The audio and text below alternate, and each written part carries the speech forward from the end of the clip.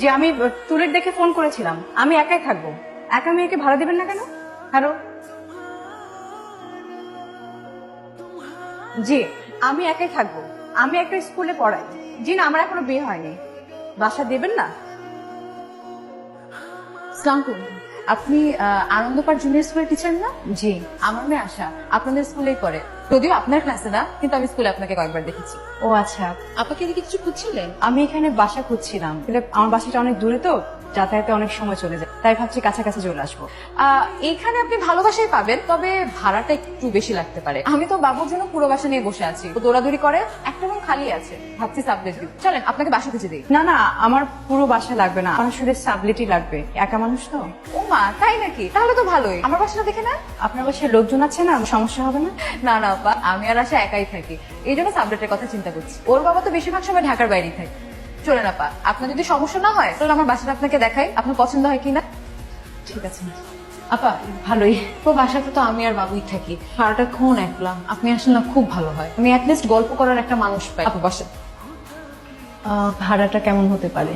ওর আব্বু সব মিলিয়ে 8,000 টাকা ঠিক করেছিল। 8,000 টাকা? আসলে আমার তো বাজেট নেই, 5-6 হাজারের মধ্যে হলে ভালো।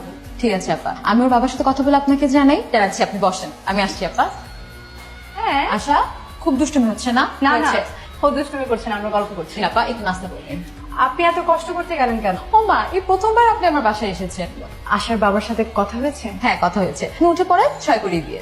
Thank you so much.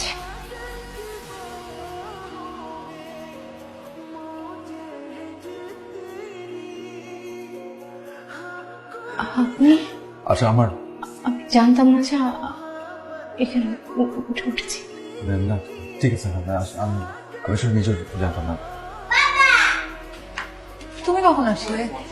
আমি আরো ভাবলাম তোমার 20-25 মিনিট লেট হবে। ও আপা, আগে নিশ্চয় পরিচয় হয়েছে। আমি আশার বাবা, উনি হচ্ছে গিয়ে শায়লা আপা, আশাদের স্কুলের টিচার। এখানে উঠেছেন, আপনি থাকবেন। ভালো আছে। জি ভালো আছি। আচ্ছা ওনাকে যে সাবজেক্ট দিলে মানে ওর সম্পর্কে সবকিছু ভালো করে জেনে দিয়েছে। উনি আশার স্কুলের টিচার, এর থেকে বেশি কি জানা লাগবে? বাহ, একটা মানুষ টিচার হলে কি তার সম্পর্কে সব জানা হয়ে যায়? আমি তো বেড়া দেওয়ার আগে তোমার অনুমতি নিয়েছিলাম, কিন্তু ঠিকই তুমি অনুমতি দিয়েছো। না আমি তো কিছু বলছি না, আমি শুনি। আচ্ছা জানো, এত সুন্দর একটা মহিলা কিছু না এখনো দেখুন অদ্ভুত না?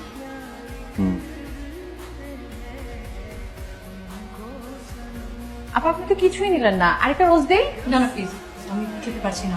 মা রান্না ভালো হয়নি? খুব মজা হয়েছে। তুমিও তো কিছু খাচ্ছ না, তোমাকে একটা মাছ দেবো? না লাগলে নেই। নাও আও না মা। আচ্ছা তুমি কেন আশাকে কিছু বলো না? আচ্ছা খাও। আমি আন্টির হাতে খাবো। না মা, আন্টি আজকে সারাদিন বাইরে ছিল, আন্টি এখন রেস্ট নেবে। অসুবিধা নেই, আমি খাইয়ে দিচ্ছি। আন্টি তোমাকে মজা করে খাইয়ে দিচ্ছি। না আগে গল্প বলো। গল্প? আচ্ছা, এক দেশে ছিল এক রাজপুত্র, এক রাজকন্যা। রাজপুত্র আর রাজকন্যা একই সাথে লেখাপড়া করত। একদিন রাজকন্যা খেতে গিয়ে দেখলো তার কাছে টাকা ভাঙতি নেই। মহাবিপদে পড়লো।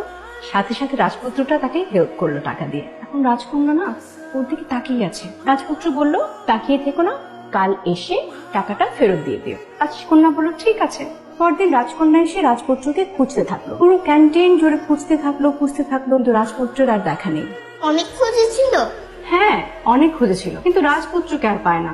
আর যেদিন পেলো সেদিন আবার রাজকন্যার কাছে টাকা নেই। এখন রাজপুত্র বলল, অসুবিধে নেই, তুমি কাল এসে আমাকে ট্রিট দিবে, মজার মজার খাবার খাওয়াবে। পরদিন রাজকন্যা সাজুগুজু করে রাজপুত্রের সাথে বেরিয়ে গেল। তারপর তারা অনেক মজার মজার খাবার খেলো, অনেক গল্প করলো। রাজকন্যা রাজপুত্রের মধ্যে ভালো বন্ধুত্ব হয়ে গেল। তারপর রাজপুত্র কি করেছে জানো? রাজকন্যাকে সন্ধ্যায় বাসায় নামিয়ে দিল। রাজপুত্র তো অনেক ভালো।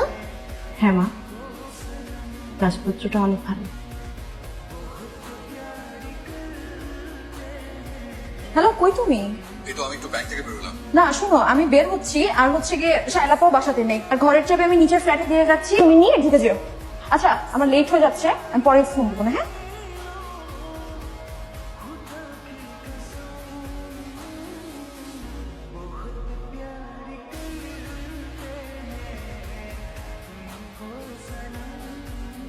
চা খাবে শালা? খাওয়া যায়। চা বানানো শিখে গেছো? একটু একটু পারি। কয় চামচ চিনি খাও? 1 চা চামচ, সেটাও ভুলে গেছো? সরি।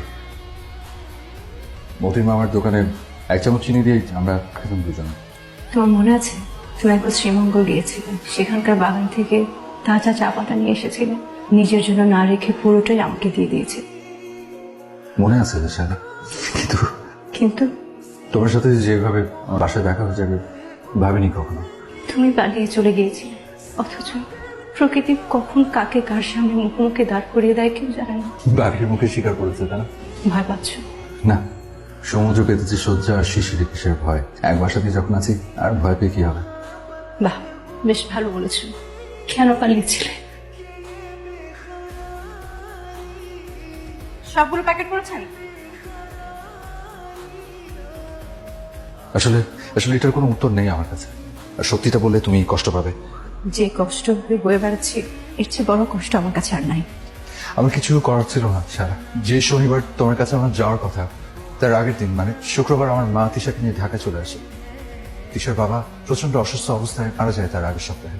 আমার মা তিশার দায়িত্ব নিয়েছিল, তাকে বিয়ে করতে হয় আমার।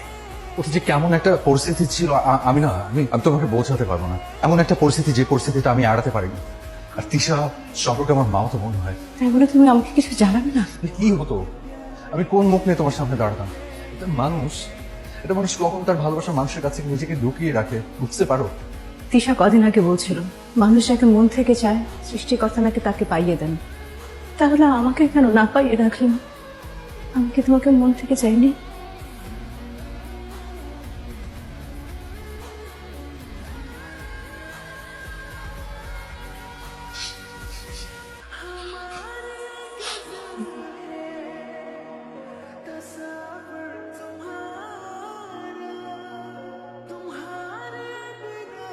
আসলে চলে যাচ্ছেন? জি আপা, স্কুল থেকে আমাকে ধানমন্ডিতে ট্রান্সফার করে দিয়েছে, তাই এখানে থাকা সম্ভব না। মাত্রই তো উঠলেন, কয়েকটা দিন হলো, আর এখনই চলে যাচ্ছেন? থাকলাম তো, আপনার সাথে থেকে খুব ভালো লাগলো। আপনাদের আন্তরিকতা কখনোই ভুলবো না। আশাকে খুব মিস করবো। আপা আপনি কিন্তু মাঝে মাঝেই আসবেন। হ্যাঁ, আসবো, অবশ্যই আসবো। ভালো থাকবেন আপা, আসি। চলো।